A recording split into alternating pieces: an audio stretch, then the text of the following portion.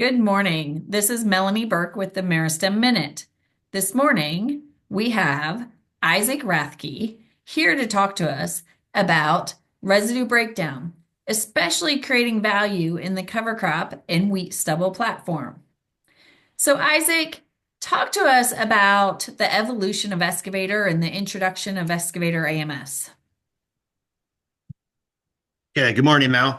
We're the slide you're looking at is a trial we did last fall in Wisconsin, basically showing exactly what Melanie just said, the evolution of the product. The first is the untreated, clearly no degradation of stalks. They're beautiful gold, everything's intact. And then we did 10 acres of excavators. So this is the original excavator that came out 3, 4 years ago. You can clearly see it's working. It's halfway down the plant. Um, the next one is the introduction of excavator AMS. So excavator AMS is exactly that. We added ammonium sulfate to it. It's basically our aquadraft premium and our excavator solution combined. So it's a full surfactant water conditioner, liquid ammonium sulfate in one. And you can see it moved down 4 to 5 inches. It worked a little faster. The far right is excavator AMS plus CYCLESTRIKE. So CYCLESTRIKE is our biocapsule that goes on the top of your 2.5 gallon jug. You can see it in the way left picture on the screen. So what that allowed us to do is use a couple of different strains of microbials that we couldn't previously use because they didn't survive in the solution. And you can see it drastically sped up the process. So like when I was pulling these stalks, they were breaking right off. There's nothing left of them. You can look right down through the crown. So it's really sped up the process. Excavator AMS worked perfectly fine. You can see them working good there. This just speeds that entire process up. So, with the addition of these new microbes and this much faster acting product, I really start to think about cover crop and cover crop burn down. So, Izaak, we all know that cover crops really are nutrient hogs. And so, when you think about using this product in the cover crop burn down, what's that trigger for you? So triggers for me, one of the main reasons we use cover crops, especially when that's, part of your farming operation, that's part of your fertility program, we're using it to suck up all the nutrients from the previous crop that crop didn't take. So you'll plant your you'll plant your cover crops, they're very nice, lush green. That means you left a lot of fertilizer behind, right? So we're going to spray those off now in the spring, and we want to utilize those nutrients.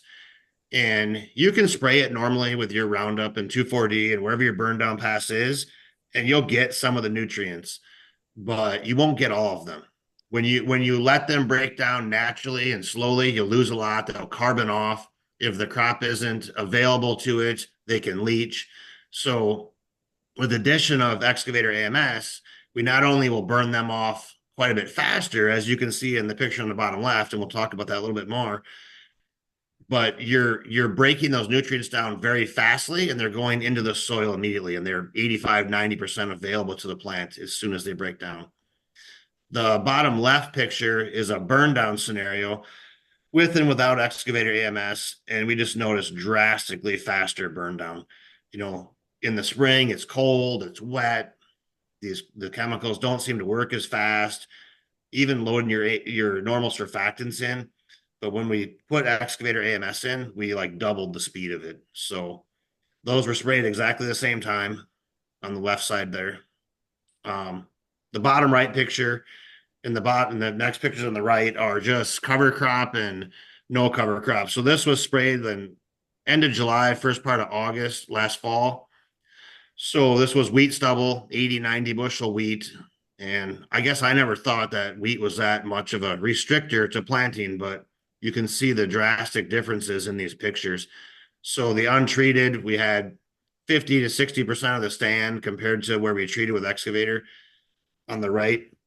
The bottom picture, I'm standing in the treated excavator applied, and I'm looking at the untreated, and you can see the distinct line right to where we sprayed.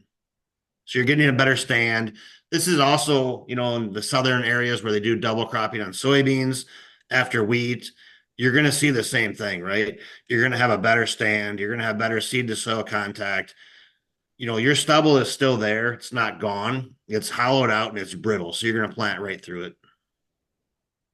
Yeah, I really think about how impactful this can be on those double crop soybean acres. First that wheat being tough, but also that wheat stubble holding some nutrients as well. So if we can release that value into those double crop soybeans, that could be very beneficial. Correct. It'll act as a starter. So, Isaac, we talk about cover crop burn down, we talk about wheat stubble, but in all reality, when you're burning down cover crop, there are still corn stalks Correct. in that cover crop. So we love to talk about excavator AMS in that burn down scenario. So share with us what exactly it's doing on those corn stalks.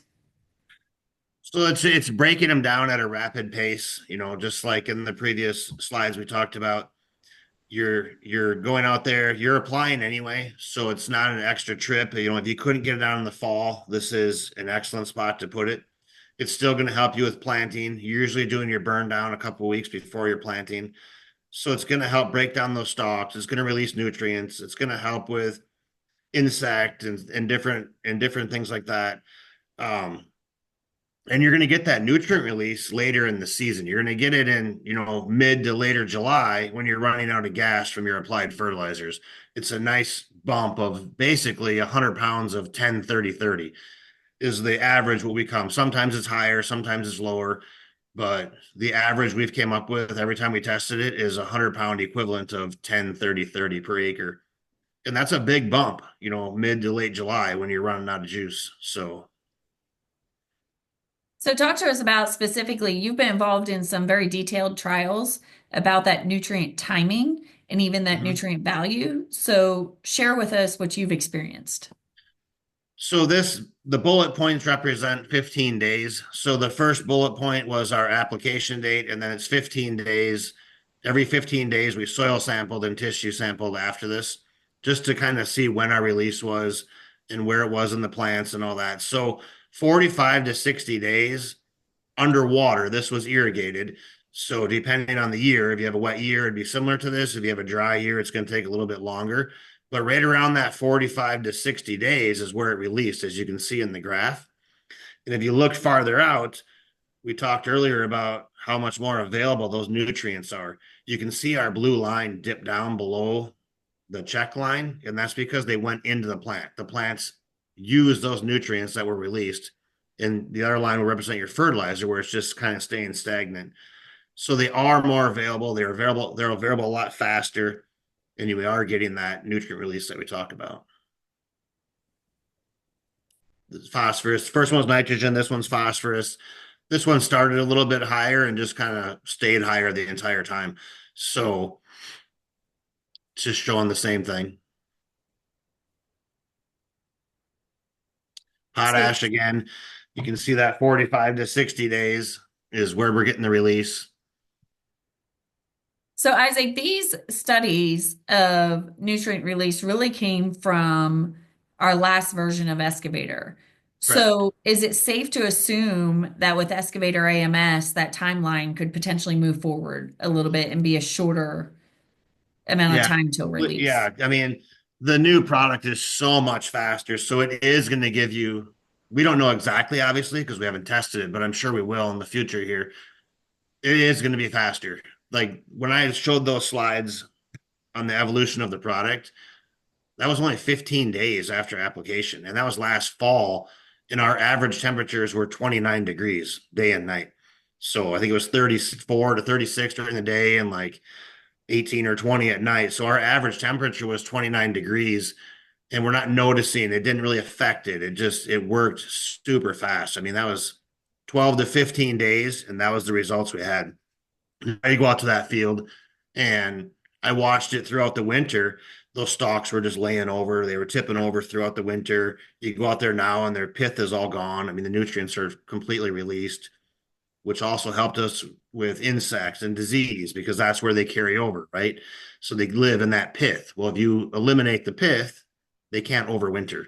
So we're studying more on that as well. So thank you, Isaac. This has been incredible, especially, you know, we always talk about excavator AMS in terms of residue stock breakdown, but really sharing more about that cover crop and that soybean stubble or that wheat stubble, I mean, going to soybeans, the value that can bring. So thank you for your information. And with that, that's your Meristem Minute.